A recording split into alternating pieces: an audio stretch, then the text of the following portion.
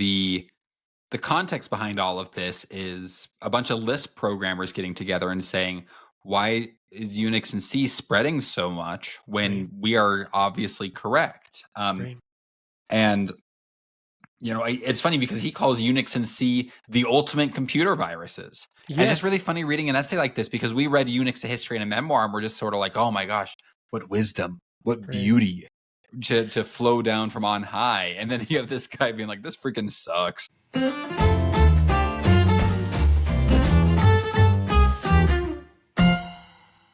Hey there, welcome to Book Overflow, the podcast for software engineers by software engineers, where every week we read one of the best technical books in the world in an effort to improve our craft. I'm Carter Morgan, and I'm joined here, as always, by my co-host, Nathan Toups. How are you doing, Nathan? Doing great. Hey, everybody. Well, thanks for tuning in, everyone. As always, wherever you're at, make sure to like, comment, subscribe. If you're on an audio platform, leave a 5-star review. Make sure to tell your friends, your family, your coworkers, anyone who you think might benefit from this podcast about it, because we love when more people listen to us. And also check out our interview with Gergely Oraz. We know him as the author of the Software Engineer's Guidebook in the context of this podcast, but of course, we also know him as the author of The Pragmatic Engineer, the #1 technology newsletter on Substack. Really, really cool of him to drop by the podcast. What do you think, Nathan? Yeah, it was awesome.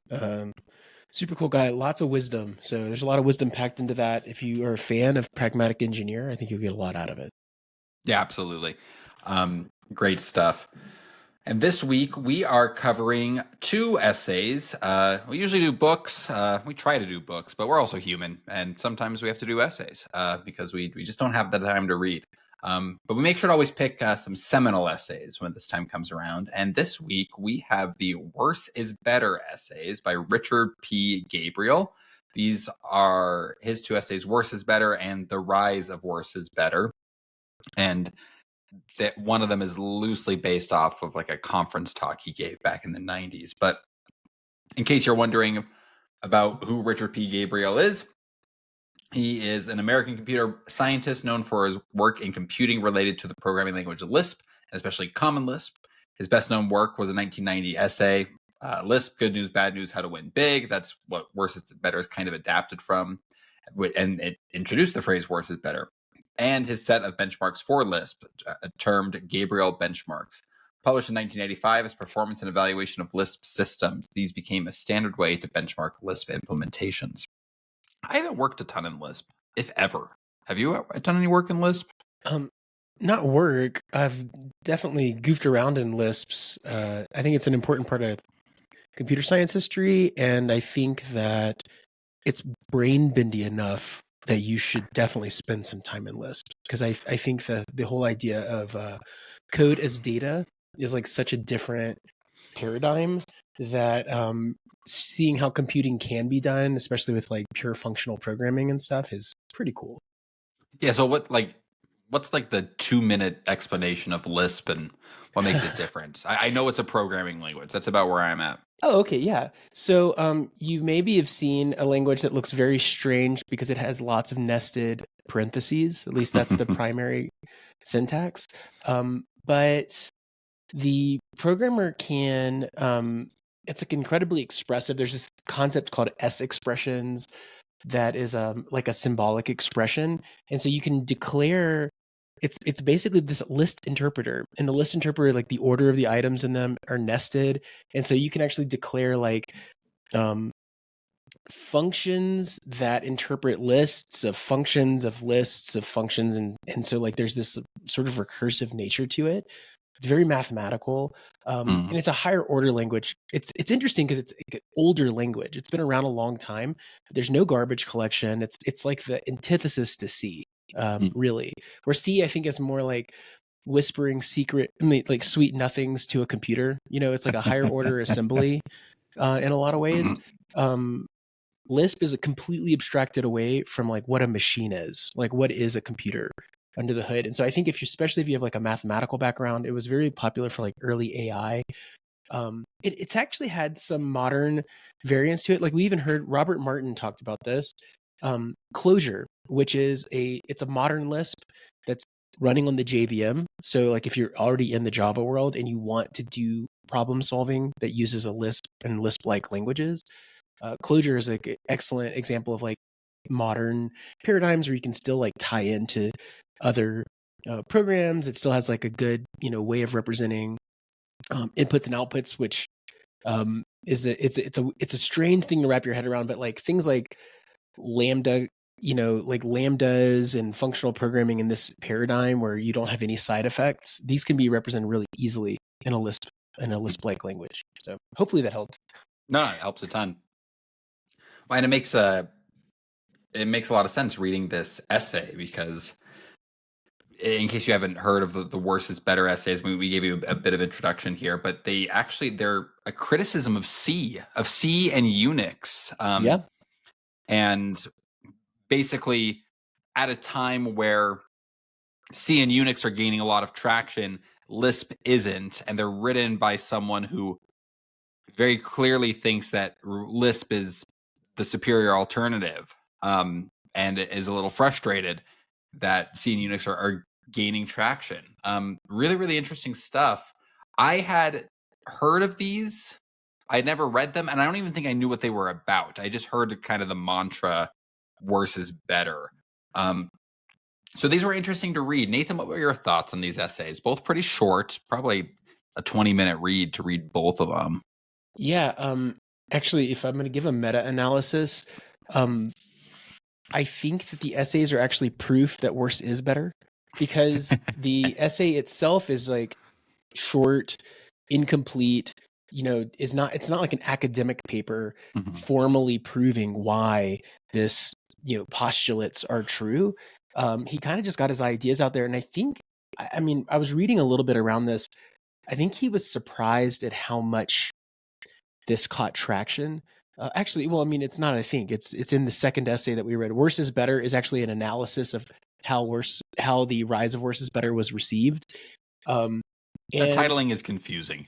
Yeah. So the rise of worse is better is actually a section. It's the title of a section called Lisp, Good News, Bad News, and How to Win Big, which is the essay that was based on this talk that he gave, which apparently was like, the audience hated it. Like, yeah. Like he was just like, oh man, this was not well received, because if I remember correctly, it was like a Lisp conference. Yeah, and he like came in in Oxford. Yes, in Oxford, and he came in. He was very nervous because this is like the school of Newton, and he was just like, okay, and it wasn't super well received, and it wasn't until later where they had like this like a young engineer or intern or something that went back and read it and loved it and started sharing it, and then all of a sudden he started getting all this like feedback on it, and I think it was one of these slow burn things. It kind of reminded me of one of my favorite shows. I think Carter and I share this, is Arrested Development. Oh yeah. Which was not well received on Fox. Like it was not an not overwhelming success. And it wasn't until people started buying the DVD sets, and this is back in DVDs before streaming. I was given the set by a friend. They were like, you should watch this show. Yeah. And my wife and I were like, okay, well, like we'll check it out. And it was an amazing show. It was like exactly the kind of thing that we would want to watch. And I was like, how did I not know about this when it was out? And I think it's very similar to The Worse is Better. I think there's astute observations from someone who's in this like ivory tower who says, hey, despite the fact that I'm clearly right, like despite the fact that we're doing this the right way, we're fighting the good fight, this other thing is winning. And I think this might be why. And I think that's like I don't know, I like this a lot. And I think this comes up a lot, especially in the startup world, where, of course, we can get into the details, but like all of us are in this push and pull between, one day this thing might be used by 1 million users. And so therefore I should build the perfect abstraction, because perfectly modeling how I think that this thing could be used one day is the right way to do this. And he basically argues that will never win against a mostly correct implementation that can be done quickly, right? That it's better to do it 50% right and then confirm that it's actually right. It's actually solving the problem. And then once it becomes wildly popular, even though it's going to be messy, go back and like get it 90% right, and then try to get it 95% right, right? And of course, it's coming from a guy who's like, ugh, but this is not how you should do it, right? Like, so I really enjoyed this essay a lot. Yeah, it's I think the Arrested Development comparison is apt, and it's funny how many things are like that. Like I know The Office, at least when it was on Netflix, I don't know what it's like now that it's on Peacock, was like the #1 streaming show ever. Um, and it wasn't like that when it was on the networks. Like it was NBC's like best rated sitcom, but it got like a third of the viewers as Big Bang Theory. And so, Oh my gosh, I can't. I yeah, can't. I find Big Bang Theory unwatchable. I know. I don't love it either. Yeah. And to make another sitcom reference, when there's a, if you ever go to the website like tvtropes.com, which has just like a list of like a bunch of like common, I've never been there. I'm gonna have to TV go now. tropes. Yeah. It's like it's a list of TV tropes, right? Which is just like, It's a good name for a website. Yeah, if that's what your website's about. Just like common patterns used throughout TV. And one of the patterns they have is called Seinfeld isn't funny. And it's the tendency for people who watch Seinfeld today to say, what's the big deal? Like, this is one of the most acclaimed sitcoms of all time. Like, Which was Seinfeld's favorite thing to say, actually. Yeah, I guess that's true, right? Because you look at Seinfeld and don't realize that so much of modern TV is downstream of Seinfeld. Like Seinfeld really pioneered a lot of things, like a very conversational writing style. Like sitcoms until that point have been like setup, punchline, setup, punchline, setup, punchline. The plotting structure was like sitcoms usually had an A plot and then a B plot, and that was it. And Seinfeld would have like an A, B, C, and D plot, and 3 of them wouldn't even resolve. It was a big deal that they had Elaine, but she was not the voice of reason character. And in most sitcoms, the woman was the voice of reason. And so it was interesting to have a purely comedic woman. And so a lot of stuff is like downstream of that. Like It's Always Sunny in Philadelphia. Like, you couldn't have D. Reynolds without having Elaine Bennis first. There's just so much downstream. But some people watch Seinfeld today and think, well, it's not funny, or there's a lot of funnier stuff on TV. And it's like, well, yeah, because it's all downstream of Seinfeld. Seinfeld pioneered a lot of this. And that's kind of what reading this essay is like, because you can read it and be like, what's the big deal? Like, we've known these ideas for 30 years. And it's like, yeah, because this guy wrote them. Right. To me, I mean, you hear a lot of this when you talk about like product market fit, when you talk about startups and like tech debt being a tool that startups leverage because they're trying to find product market fit. You're trying to get something out the door quick, make sure people use it, make sure people want it, and then you iterate on it. And that's like an idea that I have like known in theory, and like the genesis of that idea, at least in computer programming, is like this essay and kind of the talk and criticism around it. So cool to kind of see where all of that started, even though it's I think a sign of victory for this essay that these ideas are kind of floating in the software engineering cultural milieu.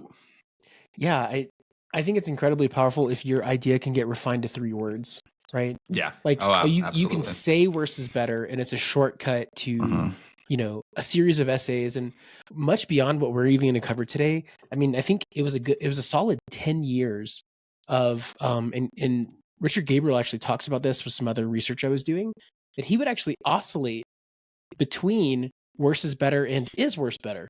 Like there was this idea, like I think he even wasn't sold 100%, or even had this sort of like, is there hope for the Lisp community and Lisp like paradigms in which can you start with worse is better and then retrofit the ivory tower on top of it? And I think this is a dream that purists have, right? Like maybe one day we can actually do something where like I get the nice stuff, or what he calls them, what is it called? The right thing. That's and we'll talk about that in a little bit. But yeah, it's fascinating. I definitely you need to explore these ideas, and I think it's something that we hope you get some value out of in this episode today. Absolutely. And just to tack on that idea of there's power in writing, and Jeff Bezos was a strong believer in that. And at Amazon, PowerPoints are banned. You have to write your proposals in like 6-page essays, essentially. And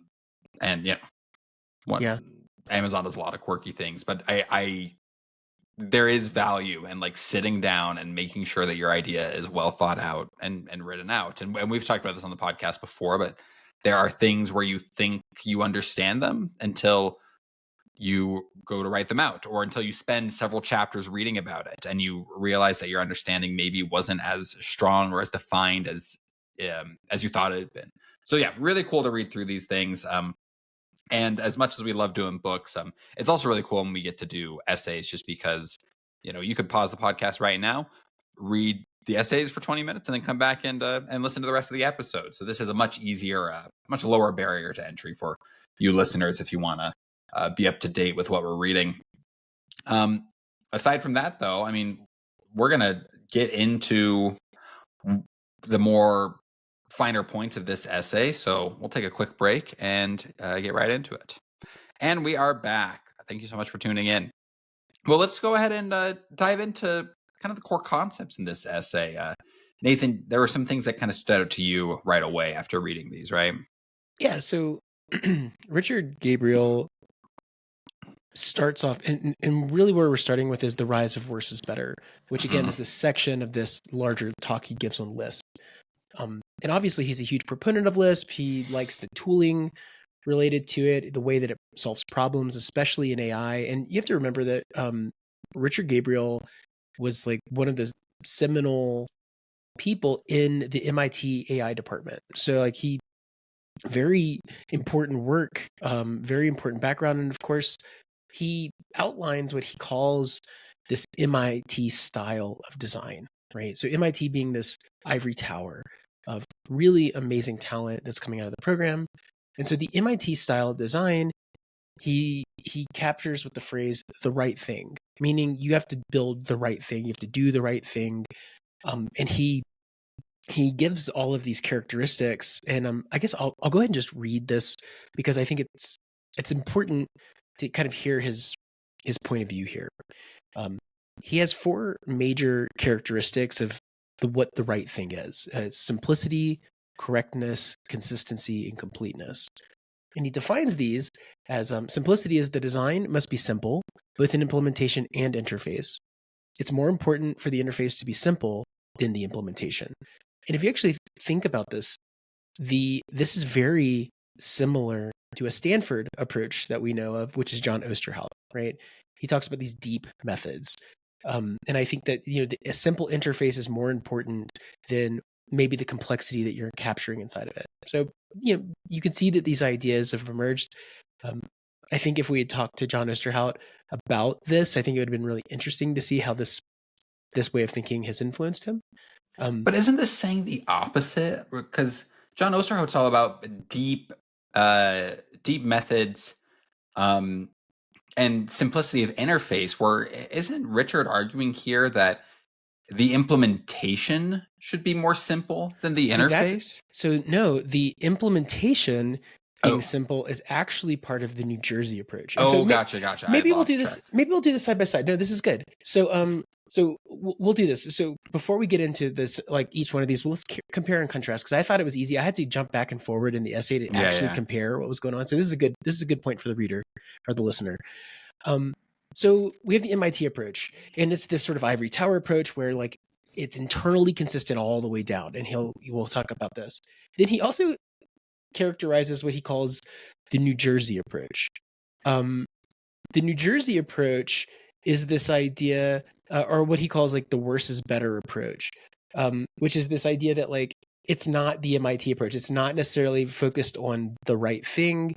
It's focused on a slightly different philosophy of just like getting things done quickly, right? And so the New Jersey approach to simplicity is, and listen to it here, it's kind of interesting. The design must be simple, both in implementation and interface. It's more important for the implementation to be simple than the interface. Simplicity is the most important consideration in a design. So this is arguing that the implementation itself has to be simple, not just what you're exposing to the others. And he actually makes a really good argument further down. There's this like perplexed argument between this, I think, is an MIT staff member and someone who worked on the Unix project on why this error handling didn't have this complete implementation of how to like pick up where it left off when the user's connection got disconnected, and like keeping state and doing all these other things. And the Unix programmer was like, oh, well, it's so important for our interface to be simple that we just exit with an error saying it didn't work. And it's up to the user to like figure out what to do with that message. Like, oh, well, it's you have to implement how to resume data, or you have to do these other things. And the simplicity of that interface is actually what makes it amazing. And I think to someone who does this ivory tower approach, they're like, oh no, but this is anti-user, right? It's anti-user because I shouldn't have to think about this. I'm okay with taking on a complexity of the implementation because I want, give me the data from this remote place, and then all the details and minutia are handled for me. And the Unix was like, oh, well, that would be hard to do right. So we're just going to say, like, if it doesn't work, fail fast, return that it didn't work, and you got to go like handle it again. And I actually think this is like one of the powerful things about the Unix philosophy, right? Is who defines simplicity and how we define it is actually like fundamentally different in what's going on there. Have you, I guess maybe before we go on, I think this one is the one who struck me so much. Have you ever had systems in which you've had to like, or worked on projects where maybe one of the engineers or part of a team was trying to do this really complex thing, and then somebody kind of swooped in and was like, "Hey, let's just not do that." Me yesterday. Okay, I know this is a humbling. I'm dealing with this right now too, where our CEO came in and was like talking to us, and he was like, "What if we just didn't do this?" Yeah. And we did, and I'm like, it's like some jujitsu. It was like amazing. I've been on either side of this, right?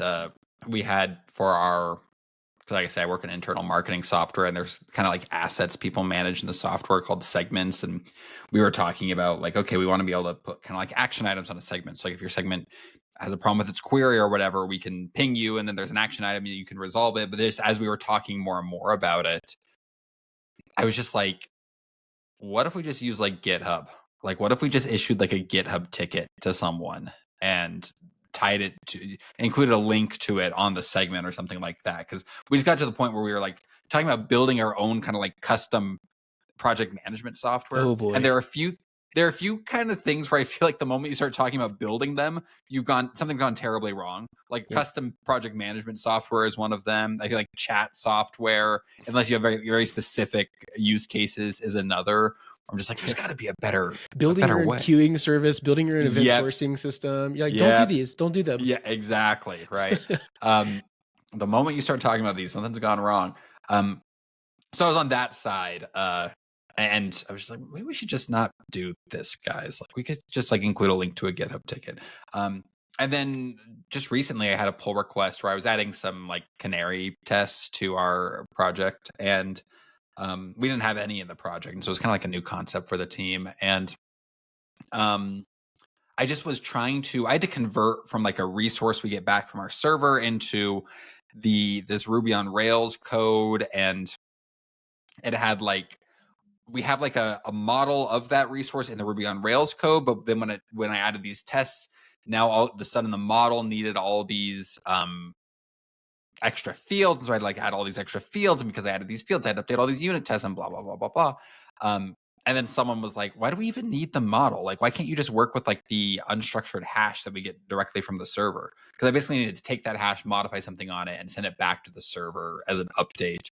And I was like, yeah, you're totally right. Like, why wouldn't I do that? Part of that's just because like I'm unfamiliar with Ruby. And so I was just trying to follow like the pattern setup in the rest of the code base. But yeah, then he pointed out, I'm like, yeah, we don't need to do this at all. And like, it reduced the size of my PR by half. So I love that. Not exactly what this is getting at, but I've been on both sides of the making it too simple and making it too complicated, or making it too complicated, I guess. Yeah. And I think, to me, this also comes back to this idea of perceived simplicity. And perceived simplicity is important because you do decide empathetically, I'm going to take on complexity, but I'm only going to expose some very simple interface. And again, I actually think if you have time to sit down and really think about what you're going to do this thing for long term, it is a superior way of writing code. I think it's a very user focused way. For instance, if you decided to build your own, ticketing system, and there really was a use case for it, it would be, oh, well, all they have to do is click one button, select a topic, and then it auto files all this like crazy stuff and does 10 steps automatically for them. You're like, oh, well, that's really cool. But if the implementation takes you 6 months versus being like, well, the worse is better approach is just, kind of freeform text it in a field. And if we don't have some data in there in the GitHub issue, then we'll just ask for a clarification. And that could be done in an afternoon. You're like, that's the trade-off here for simplicity. Like one of is simplicity of process. The other one's like simplicity of like user behavior. And I think we should always think about that, right? If you're trying to gain customers and you want to make it simpler than your competition, you probably need to do the right thing from a simplicity standpoint. That's where that extra effort comes in. If you need to just like down and dirty, get scrappy, the simplicity of implementation is probably more important, right? I think, and that's the thing that we should think about. And this gets into the next one, correctness. So the ivory tower, the right thing, the better is better version of correctness is the design must be correct in all observable aspects. Incorrectness is simply not allowed, right? And again, you could see this from like someone who's like into pure mathematics and things that are just like, oh, is it verifiably true? Correctness, when it comes to worse is better, is the design must be correct in all observable aspects. It's slightly better to be simple than correct. So the idea here, and I think, this came to mind as I was looking over this stuff. In modern times, if we're going to put this in a modern relationship, Go versus Rust, right? Go is a worse is better language. Yeah. And it has made some trade-offs in simplicity of implementation versus Rust, which is actually like, most people don't talk about Go being beautiful in its like type system or Go being beautiful in these other aspects. People love Go because you can get stuff done. And there's really verifiable projects, right? Docker, Kubernetes, all the HashiCorp stuff, like people who are just like shipping code, making real changes in the world, and very Unix-like philosophy. Where Rust, it takes years of sitting down with Rust and really understanding how the borrow checker functions. And Rust can do these amazing things and like the type theory and all this like cool stuff. But it's absolutely optimized for correctness, right? Like know you're not borrowing or mutating data accidentally in Rust, right? Like you have this like mathematical guarantee that as long as you're not using unsafe and doing some really silly things, but it's a different style of programming, right? And I think there are times in which Rust is the absolute correct answer to stuff. But if you wanted to like have something that's like almost as performant as Rust and still compiles and still has a bunch of guarantees and is really easy to collaborate with a group, like Go is the worse is better language for that, right? And so there's that. I think Go represents the correctness piece, which is that, hey, you could do existentially bad things with memory. You could mutate data that you didn't intend to, and stuff that makes a Rust programmer. And I think Rust is like our modern version of a Lisp programmer in that Rust has these beautiful functional patterns. It has these sort of ivory tower folks who are like, oh, well, if you really get programming languages, you should love Rust, right? Which is probably true. Like I'm not disagreeing with that. And so, yeah, I don't know. Like, do you have any opinions? Here's this. Did you hear that TypeScript? Did you hear about this? No. TypeScript is changing their compiler. So they used TypeScript to compile TypeScript into JavaScript. They just announced, I think in like 2 or 3 versions in the future, it'll be a couple of years, they've switched to Go. Interesting.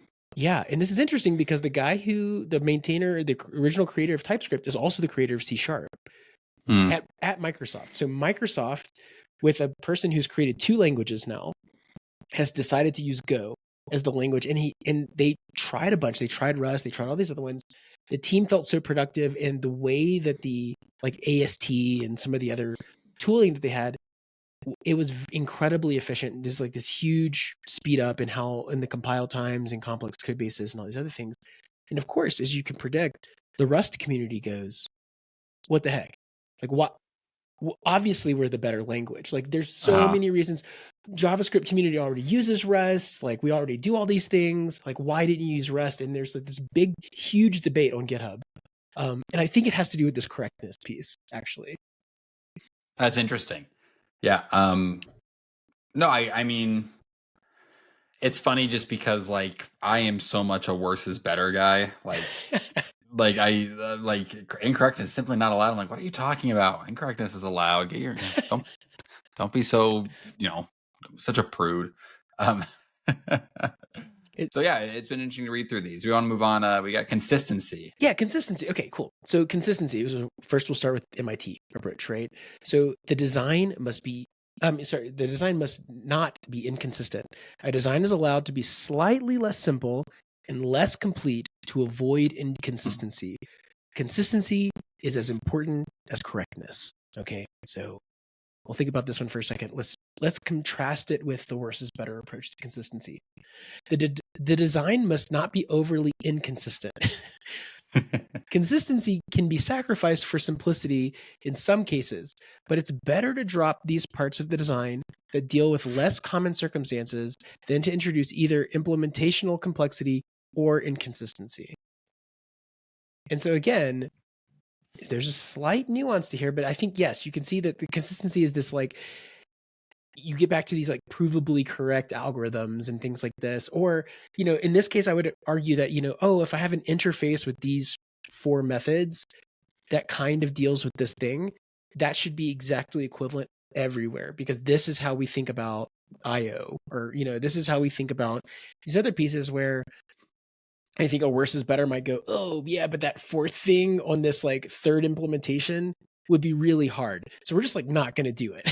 Yeah, right? yeah. Or you're going to introduce an entirely new interface for that 4th thing. Right, exactly. And this is interesting. I'm now thinking about this, like file IO in Unix that maybe is a good example. And again, John Osterhout talks about this, where this simplicity of this interface, it didn't handle every little edge case. It just gave these very powerful primitives. And it actually, again, it was this implementation gave this like really interesting way of interacting with it.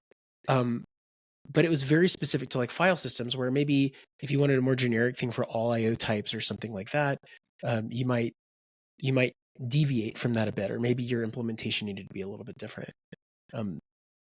This is an interesting one to think about. And again, I think this gets into this like idea of like philosophical purity. Like you fall in love with the implementation. I think there's a book I read. Actually, this would be a pretty cool one to read for the podcast. The guy who, there's a book called Fall in Love with the Problem, Not the Solution. And it's the guy who created Waze. And he talks about like why startups need to ask these deep questions and then be willing to throw out your implementations left and right when you actually understand how the world works better. And so like, I think that it's really important to, if you fall in love with the solution, I think that's really where you can get in the world of consistency. You're like, oh, well, this is how we solve problems, and I must be consistent philosophically. And so therefore all problems must be solved this way. And if your model of the world's wrong, you end up running down this purity rabbit hole. It's purely wrong, right? Like, what's the purpose of it? You're going to be spinning in circles so much trying to force yourself to be consistent versus actually understanding how to like solve the problem. And so, yeah. Have you ever read, it's like tangentially related, but it's a Paul Graham essay. I think it's called The Python Paradox. No. Oh, I feel like I would love that, but no, I have not read that. Yeah, it's short.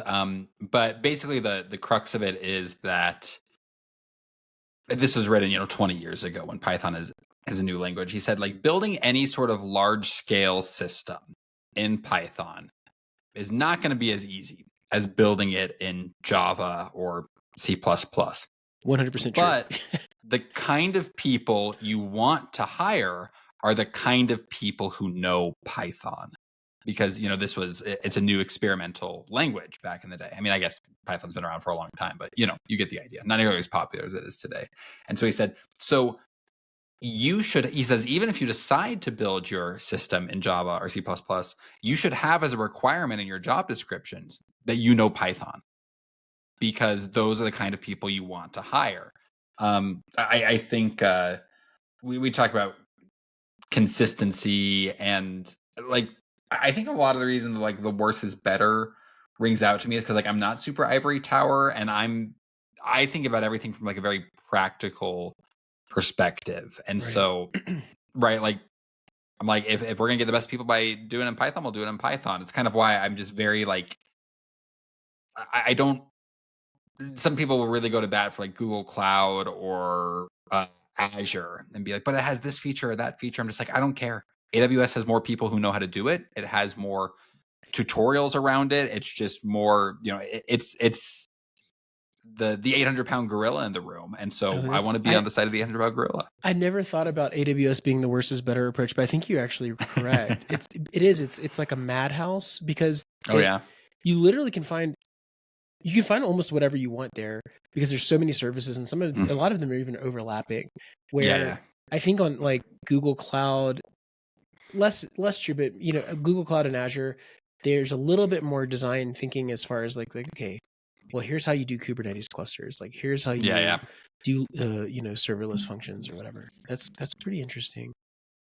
I like I love that philosophy with the Python programmers. I think it matters, like if we get back to like team topologies, it matters on like the type of, like if you're talking about straight up scrappy web developer, who needs to kind of be a jack of all trades in a lot of ways, especially these days, I think it's absolutely the right approach. We actually just hired a software engineer straight out of college, actually with a math background, and his primary language is Python.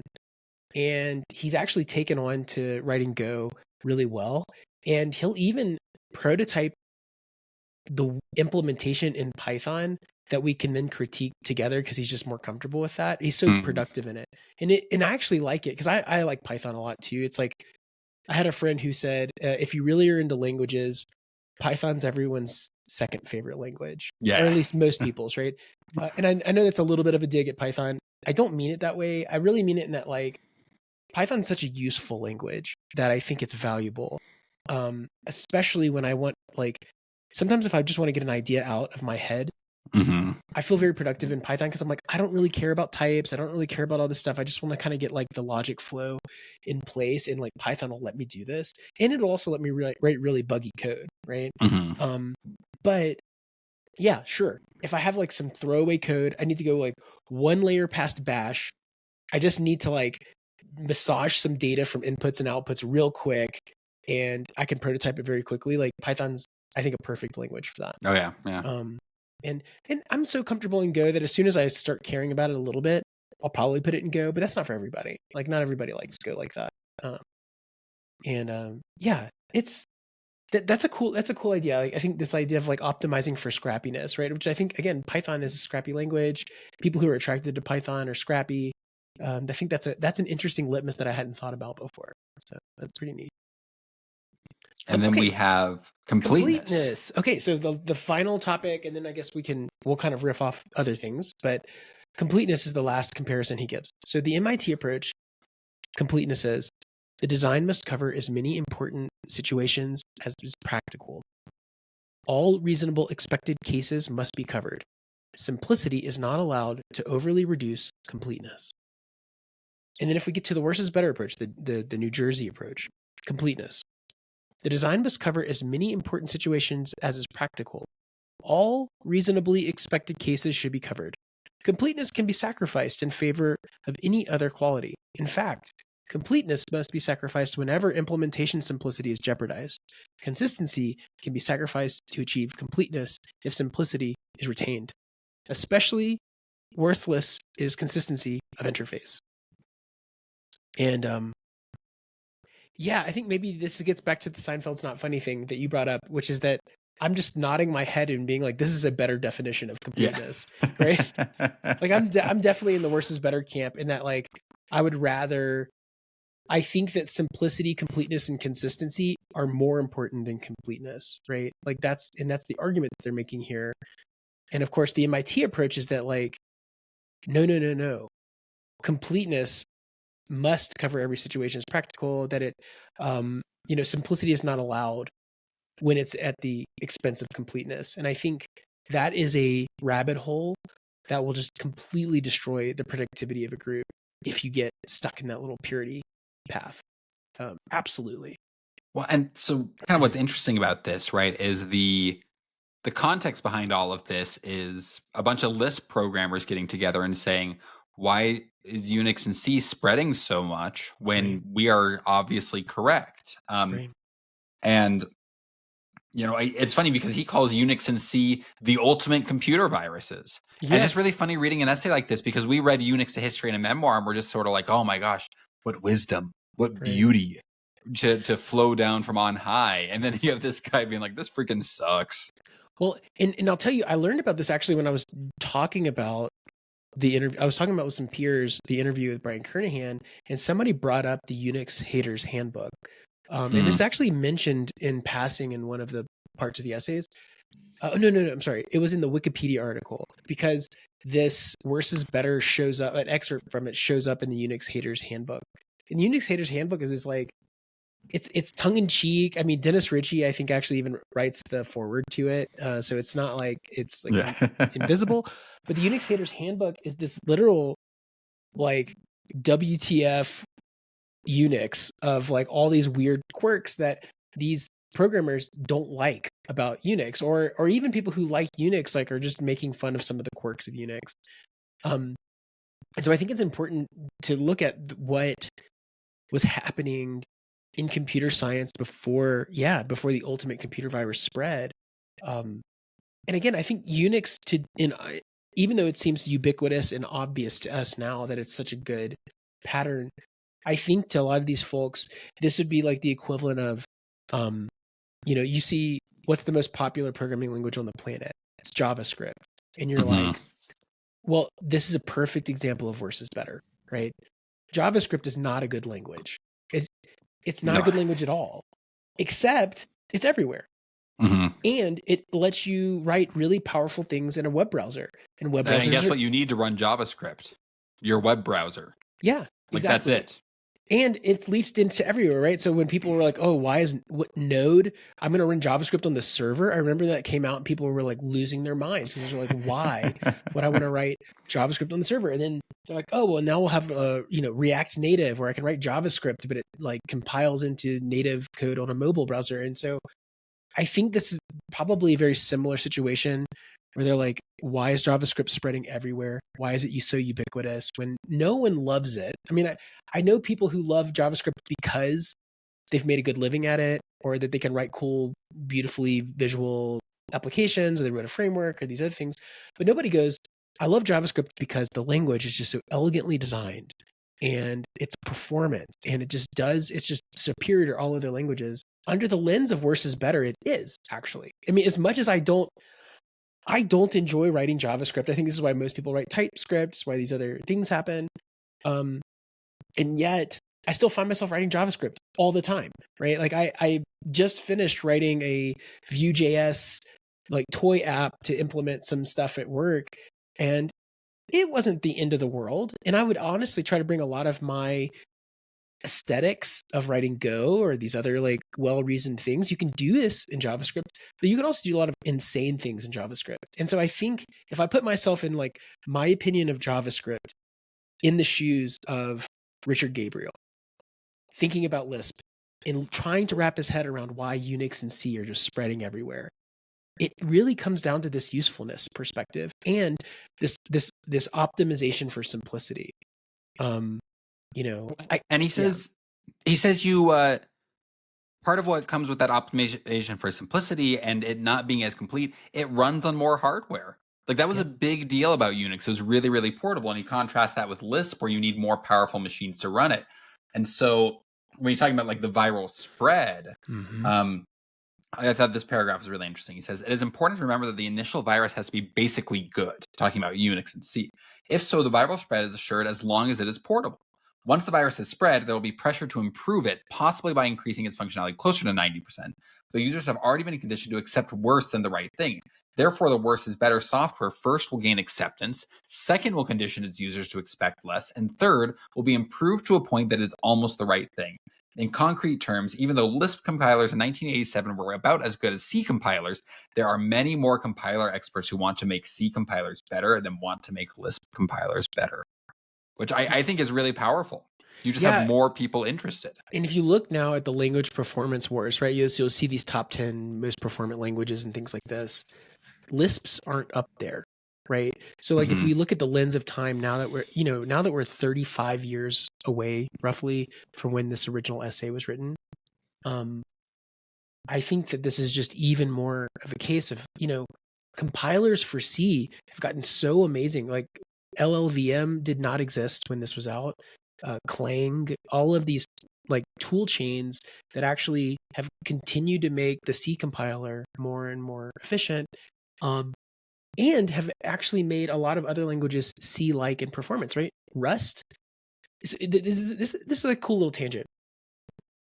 The C programming language had GCC, which came out of the GNU project, and then this college research project of LLVM came out, and this was actually a research project that Apple ended up hiring the creator of LLVM secretly because Apple needed to transition off of PowerPC and move to Intel architecture, and they were really worried about doing cross compilation, about getting their C code to run on a different computer architecture. It was going to be a huge undertaking, and the tooling was really complex, and they liked LLVM, and then Clang, the higher order thing on top of LLVM, became like this really important part of their build process. Well, it turns out because they invested in all this tooling, when it came to building iOS and when it came to building the mobile devices, they did not have to change any code just to compile to ARM because they had this incredible cross-architecture compiler. And it's just like these interesting things that came out of it. But LLVM became so powerful. There's all these LLVM-based languages. And we learned this from the JVM world, right? So Java created this virtual machine, the JVM. And so you didn't just write Java. There's like all these languages that came out, Scala, Clojure. There's like a bunch of other languages that came out that run on the JVM. Right. And I remember in the early 2000s, that was like all the hotness. Like, oh, I'm going to write this other language. It runs on the JVM, so I don't have to like worry about the architecture that it's running on. It gave this like portability. And you could like tie back into these Java modules. So like this huge Java community. And I was going to write this weird language like Scala, right, early on. Well, it's okay because I can just like tap into the like bajillion Java libraries that are out there. And again, I think this is that worse is better philosophy. It was like, Scala didn't try to solve every problem. Scala solved a type of programming, and it just tapped in, kind of scrappy, tapped in. It's what I can't stand about Rust, because I tweeted, I'm like, Rust is the great programming language if you want to write your own SDK from scratch anytime you need anything. Just because like no one makes Rust SDKs. Just because it's not as popular. See, I'm not in the Rust community, so that's interesting. What I find fascinating though is that, like, again, in this worse is better standpoint, and maybe this is also getting pendulum swinging the other way. I'm like, maybe I'm making a counter argument, and this is in the philosophy. I will tell you this. This is in the philosophy of the Richard Gabriel argument. He talks about oscillating from one way to the other too. And so I'm going to make a counter argument to one I've been making, which is Rust. Again, earlier we talked about this, Rust versus Go. Rust is the better of the worse is better versus Go. It's more in alignment with, like, completeness, consistency, correctness, and simplicity as defined by the MIT model.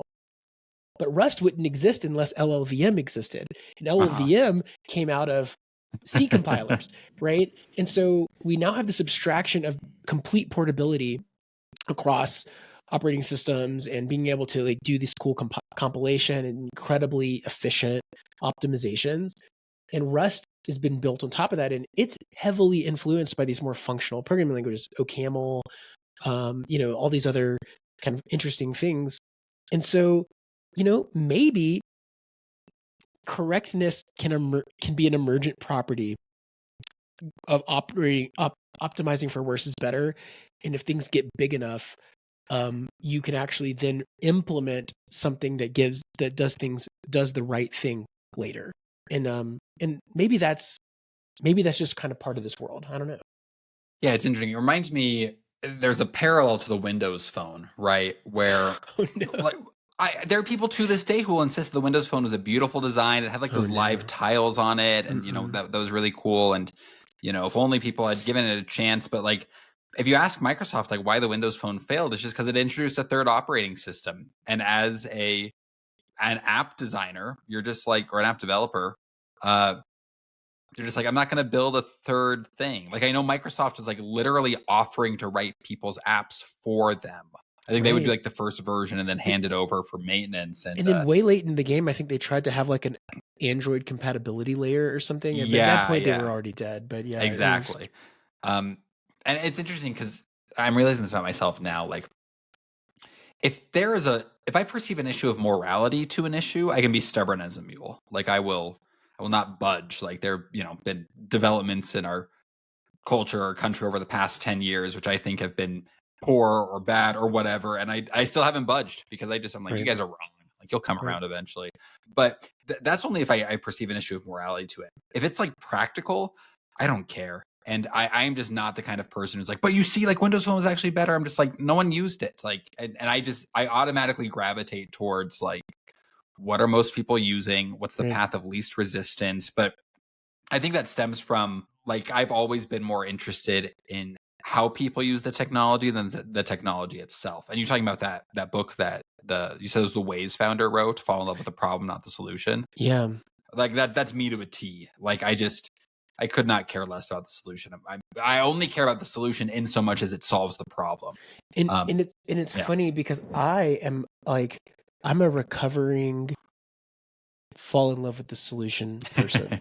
So like it's funny, I deeply appreciate the fall in love with the problem side. Like I deeply appreciate this idea of being scrappy and doing this stuff.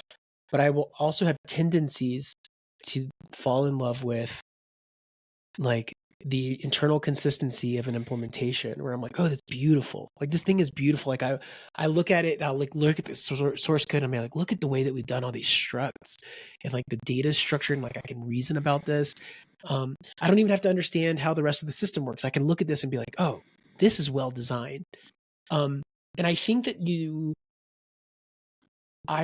that I still strive to have this like beautiful implementation while being scrappy, right? Like it's like, can I, and maybe, so maybe I'm like a part worse is better and a part the right thing and just what my focus is on will shift. And maybe this is also, I'm like a software architect now, right? So my job is to come in and be like, okay, this is the last responsible moment.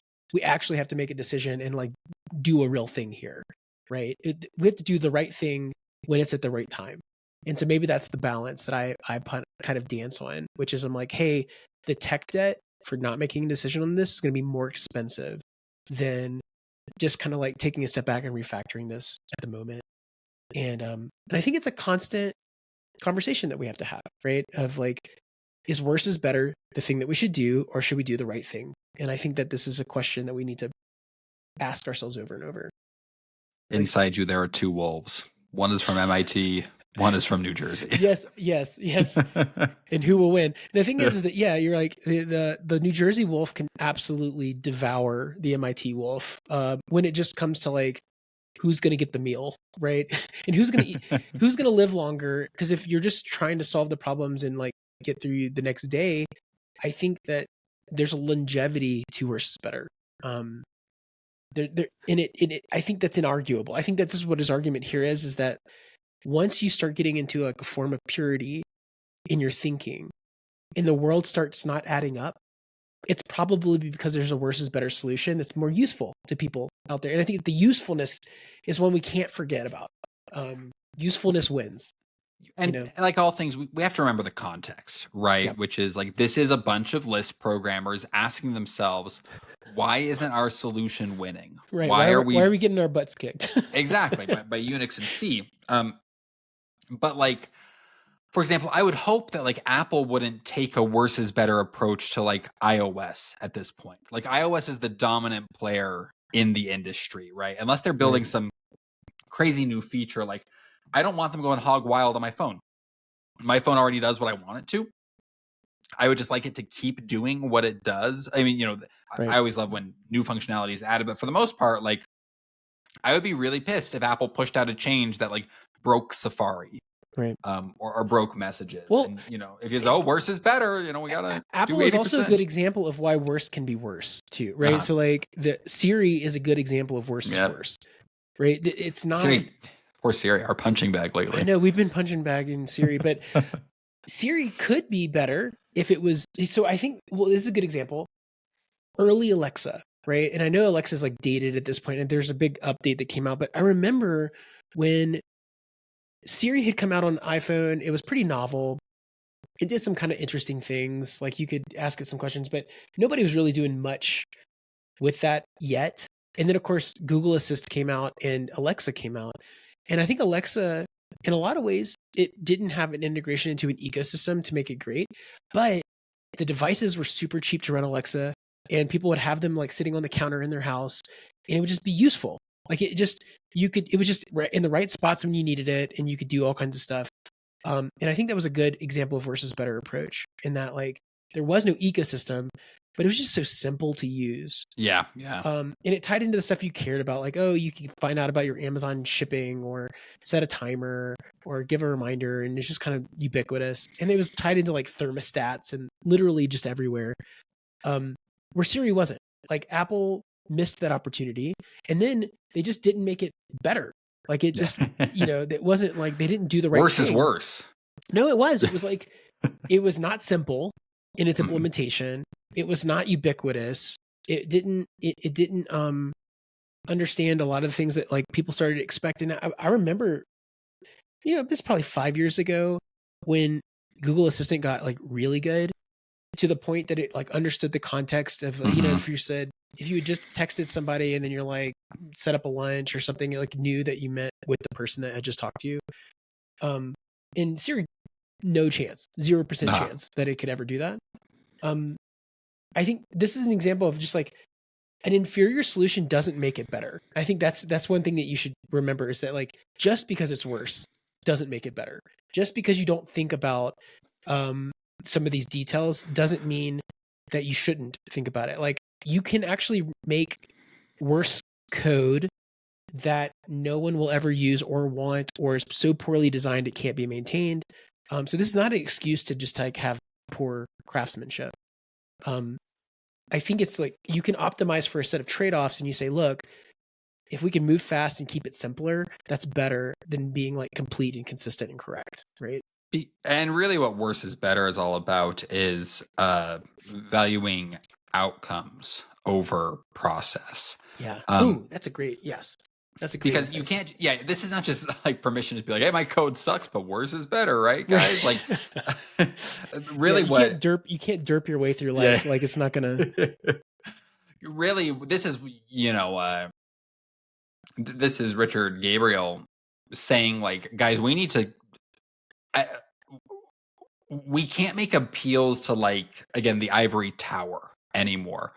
We at a certain point we need to reckon with the fact that people are not buying what we're selling, and they're not wrong. Like, what are the odds that every other computer programmer is wrong and we're correct? And so I think that's like I always say that like I always have more patience when I work at a company that's like number one in what they do. Like if you're working or a big player. And so I just worked at this awful little startup which had like terrible. Yeah, this poor startup. It's been a few episodes since you talked about the awful little startups. This is great. The awful little startup. It's a terrible, terrible tech practices. And I was just like, this thing's been around for 6 months. Like how we can't do it any better than this. Whereas like, then sometimes you'll work for a really, really big company and you'll see things that are like, oh, like, why is this so bad? But it's like, well, this company makes hundreds of billions of dollars a year in revenue. So what is there to critique about this thing? Like at a certain point, it's working, right? And yeah, I just think like results matter. And if you are gaining traction and people are liking your product and they're using it, then there's a lot of leeway in how you actually build it. And then what this essay gets at is maybe purposefully building your product in such a way where it is worse than the theoretical perfect approach is the key to gaining all of that traction and gaining user buy-in. Really interesting stuff. Yeah. Yeah, I guess this also gets back to I think it was I can't remember which Malcolm Gladwell book, but there's like this like David and Goliath, piece, which is that, if you look at the specs of David versus Goliath, David's worse, right? He's like not as strong, he's not as tall, he's not as experienced in battle. But there's like the paradigm shift in his approach, which is he's got a sling and he's very accurate. And that will, and then, Goliath is slow and lumbering and so I think from a worse is better standpoint, at least where it stood in my mind was if you can move faster and solve problems in a novel way, but maybe you're missing a bunch of other features that everyone just assumes you need, you actually can win, right? This is why startups can beat huge monolithic big behemoths of businesses. Is like, IBM's a perfect example, right? Like how many opportunities did IBM miss because of their process, because they didn't cultivate this like startup mentality. And I think this is this idea that like, get the kernel of the good thing out there fast and iterate, and it'll improve over time is better than having this like philosophical purity that locks you up in process for so long that you can't actually solve problems and the world moves on, right? And I think what ended up probably happening, what was the death nail to this, is by the early 2000s, we were in the depths of the AI winter, right? Like the AI had never panned out to what it was supposed to be. And I had talked to folks who basically like, if you had gone into that career path, you had to go find something else to do. There were no jobs in AI, not in any real way, because computing hadn't caught up, the algorithms hadn't caught up, it stagnated, and with a lot of these processes, and so yeah.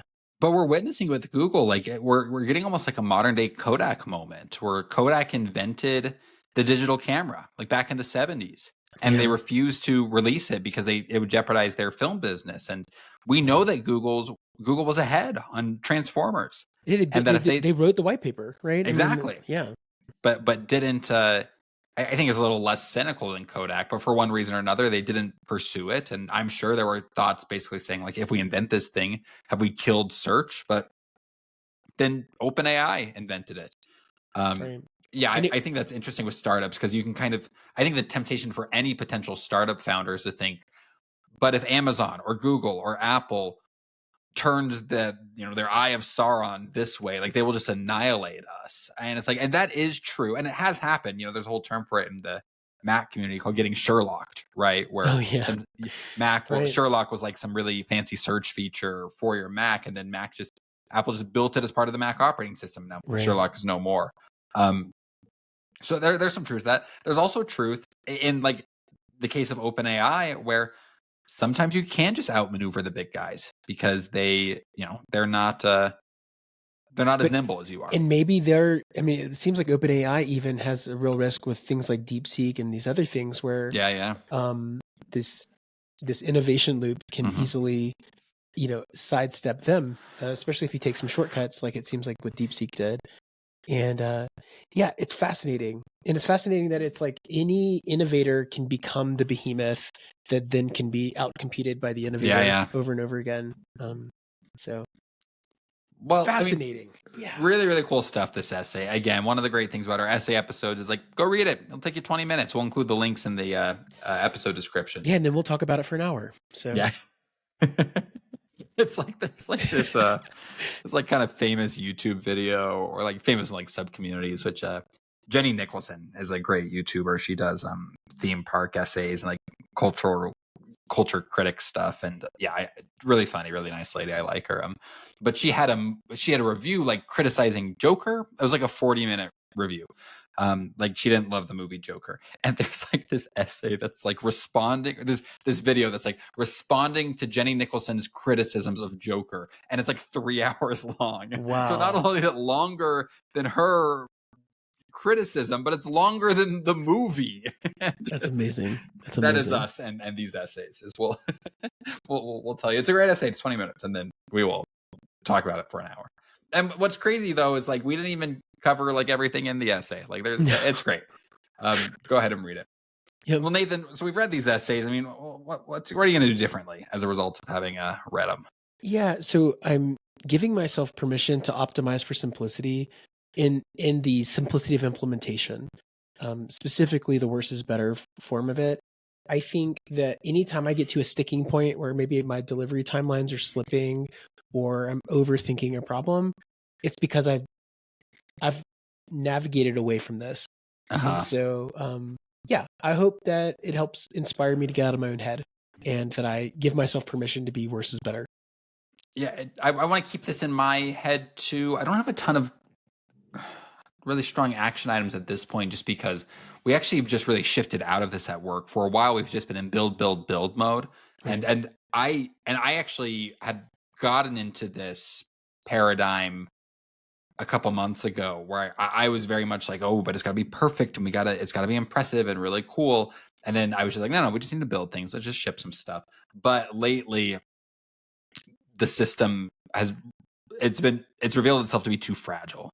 And so we've actually kind of been in the opposite, like, okay, let's slow down, pump the brakes. Let's make sure, this is actually working as it should. So I don't know exactly what I'm going to do. But yeah, it's in my head. And that's cool. I mean, who would you recommend this essay to, Nathan, or these essays?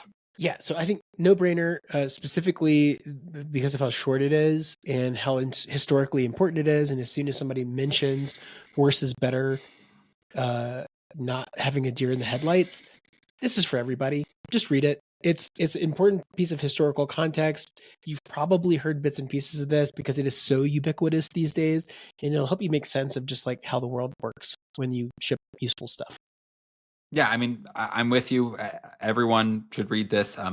But I think especially if you're at a startup or you're trying to like make a project and you want it to gain traction quickly, like this is a really good thing to consider, because I think a lot of people think, oh, the way to make something really catch on fire is to make it just absolutely perfect. And so, such a pleasure to use. And there's a case to be made that that's not the case, that you need to focus on simplicity, focus on getting it out there, and just focus on iterating after that. So yeah, interesting stuff here. I think you find a lot of this thinking in like a lot of like startup and business books. And so it was really cool to see this framed in a more like kind of purely technical perspective. Really cool stuff. Well, I think that about wraps it up for this week. So thanks for tuning in, folks. We'll be back next week. I think we're doing a book next week, to be totally honest. I don't remember what the reading schedule is. So, it'll be a surprise for you and us both. Yeah, exactly. Yeah, I don't remember either. That's really funny. I think it's on the website. But anyhow, yeah, stay tuned for next week. And in the meantime, you can find us at bookoverflow.io. That's our website. You can contact us at contact@bookoverflow.io. You can find us on Twitter at bookoverflowpod. You can find me on Twitter at Carter Morgan. And you can find Nathan and his work with Functionally Imperative, his newsletter at functionallyimperative.com. Thanks for tuning in, folks. We really appreciate you supporting the podcast, and we'll see you around. See ya.